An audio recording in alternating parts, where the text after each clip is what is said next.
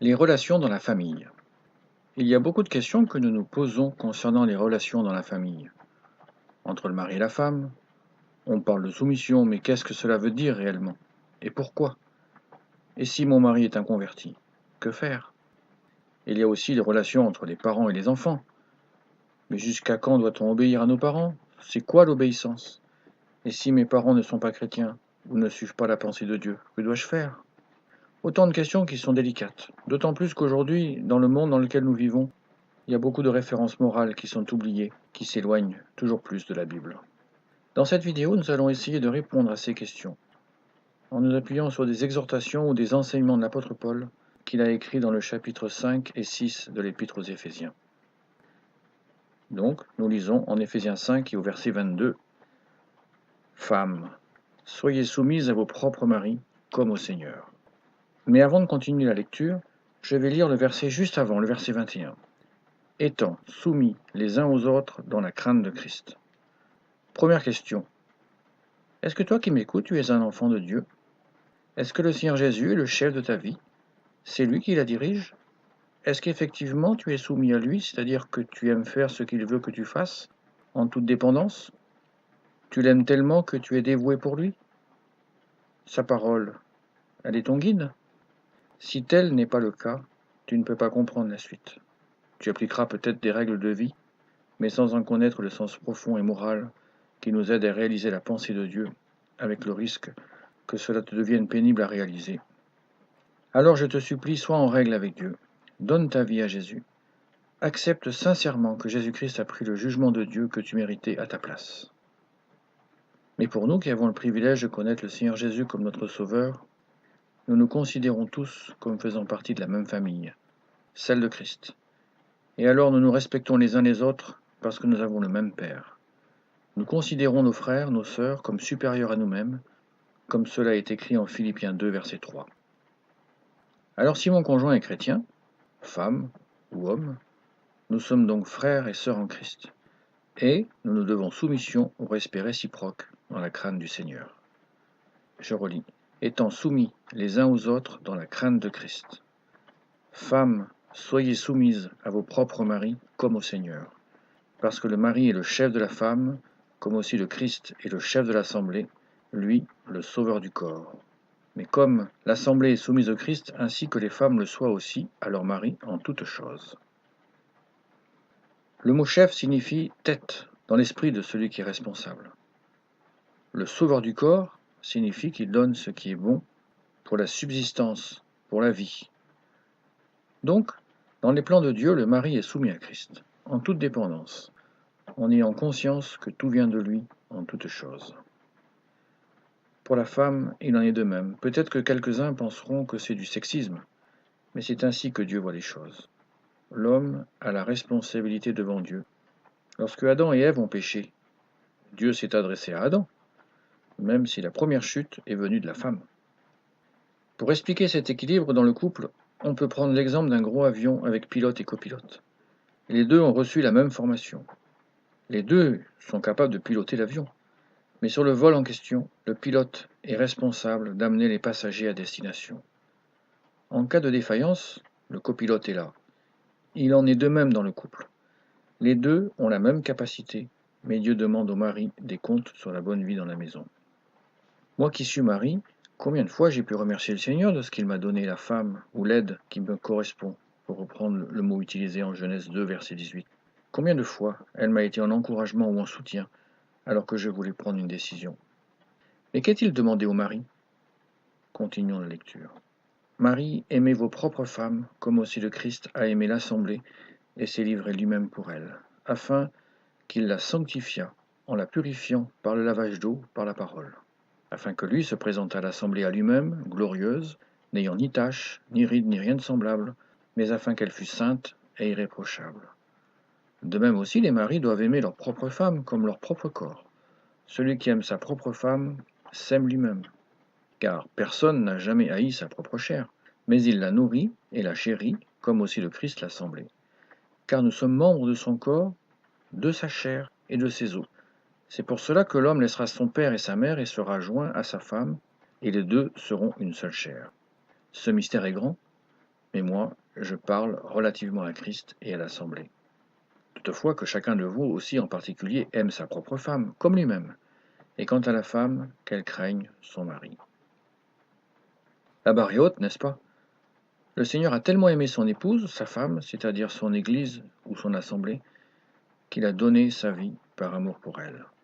Pour nous, Marie, donner sa vie, ce n'est pas mourir, mais c'est savoir renoncer à des choses par amour pour notre femme. Nous sommes mariés, c'est pour être ensemble. C'est pour donner de la joie à celle que nous aimons, pas seulement physique, mais aussi par des attentions, des remerciements. Nous avons lu, il la nourrit, il la chérit. C'est clair, n'est-ce pas? Mettons-nous à la place de nos femmes. Bien souvent, elles renoncent à une carrière ou limitent leur carrière pour bien élever nos enfants, pour les nourrir, notamment dans les premiers mois de l'enfance, pour les enseigner. Est-ce que nous sommes reconnaissants de cela? Est-ce que nous sommes suffisamment reconnaissants envers elles? Nous venons de lire que nous sommes une seule chair. Qu'est-ce que cela veut dire? Nous partageons tout. Par exemple, est-ce que l'argent est partagé dans le couple ou bien nous avons chacun un compte séparé? Est-ce que tout ce que nous le faisons pour le bien du couple? Ou bien pour mon égoïsme, en disant ça j'ai le droit d'acheter parce que tu comprends, je travaille moi.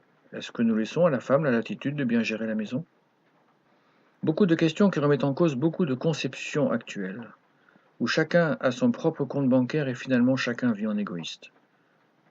Le mariage, ce n'est pas une fédération où chacun vit comme il pense, indépendamment et juste relié par un contrat, non.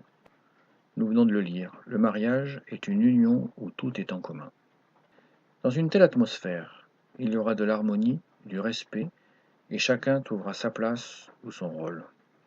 Dans les Épîtres et dans le livre des Actes, il est parlé à plusieurs reprises d'Aquilas et Priscilla. Ce couple est un exemple pour nous. Ils vivaient ensemble, ils portaient les exercices de l'Assemblée et de l'Évangile ensemble. Que le Seigneur nous aide à réaliser ces choses, et alors il y aura une place pour les enfants que le Seigneur nous a confiés dans sa grâce, et pour qui le Seigneur donne des instructions. Lisons-les. Enfants, obéissez à vos parents dans le Seigneur, car cela est juste. Honore ton père et ta mère, c'est le premier commandement avec promesse, afin que tu prospères et que tu vives longtemps sur la terre. Ah, chers jeunes, qui êtes encore sous la protection des parents, dont les parents donnent le nécessaire pour manger et pour faire les études, cela est pour vous. Vous êtes encore dans le foyer et vous devez respecter les règles de conduite du père de famille qui est responsable de tout ce qui se passe dans sa maison. Mais si les parents sont en harmonie dans la crainte du Seigneur, il est plus facile pour les enfants d'obéir. En effet, les règles de la maison seront établies ou demandées dans l'amour mutuel. Et pour bien comprendre cette harmonie, il est nécessaire que tu deviennes chrétien toi aussi, et tu verras, il n'en sera que plus facile. Honorer son père et sa mère, c'est justement ne pas leur faire honte. Est-ce que ton attitude, ce que tu fais lorsqu'ils ne sont pas présents, leur ferait plaisir ou bien tu préfères le garder secret?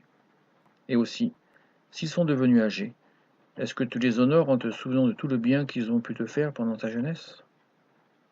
Parfois la question est posée, est-ce que je dois obéir aux parents tant qu'ils sont en vie? Lorsqu'on commence un nouveau foyer, nous avons lu, l'homme laissera son père et sa mère et sera joint à sa femme, et les deux seront une seule chair. C'est-à-dire que le mari du nouveau couple devient responsable, non pas le grand-père ou que sais-je, non. Alors le nouveau couple, ainsi constitué, devient un nouveau cercle de responsabilité. Cela ne veut pas dire qu'il faut renier tout ce que nos parents nous ont enseigné, mais ça veut dire que si quelque chose n'est pas à la gloire de Dieu, comme pour Adam et Ève, Dieu demandera des comptes au mari et non pas à l'un des pères, oncles ou anciens. Continuons notre lecture. Et vous, pères, ne provoquez pas vos enfants, mais élevez-les dans la discipline et sous les avertissements du Seigneur. Ah, là encore nous sommes impressionnés des détails repris dans le texte et la précision des instructions données. Et si nos enfants sont difficiles, comment faire? Priez pour eux et demandez à Dieu de la sagesse. Car pourquoi il est demandé de ne pas les provoquer? Ils sont plus jeunes, plus faibles, bien souvent ils ne sont pas encore nés de nouveau, ils ne comprennent pas pourquoi nous les obligeons à faire certaines choses, ou bien nous leur interdisons d'autres. Alors nous devons, nous, pères, tenir ferme, montrer l'exemple, et surtout ne pas les décourager. Tout ce que nous venons de dire est très beau. Si le Seigneur est le centre de la famille, chacun trouvera cette paix, cette harmonie. Chacun aura sa place, sans frustration, avec le respect des uns et des autres. La dernière question qui est devant nous, si un des deux parents n'est pas au Seigneur, que faire? Nous aurons peut-être l'occasion de lire des passages correspondants dans une autre vidéo, mais nous devons respecter les règles déjà énumérées ci-dessus. Le mari doit aimer sa femme, même si elle n'est pas convertie. La femme doit respecter son mari comme exemple de soumission, même si son mari n'est pas converti. Les enfants doivent aussi honorer leurs parents, même si leurs parents ne sont pas convertis. Mais tout cela dans la limite du respect de sa foi, en demandant toujours à Dieu de l'aide pour être un véritable témoin, en donnant envie à l'inconverti de devenir un croyant. Que le Seigneur nous aide en toutes choses et surtout, que chacun, dans n'importe quelle position où nous nous trouvons dans la famille ou dans n'importe quelle condition nous pensions à prier, car l'équilibre de la famille est toujours précaire, et Satan cherche à détruire ses lampes dans ce monde de ténèbres.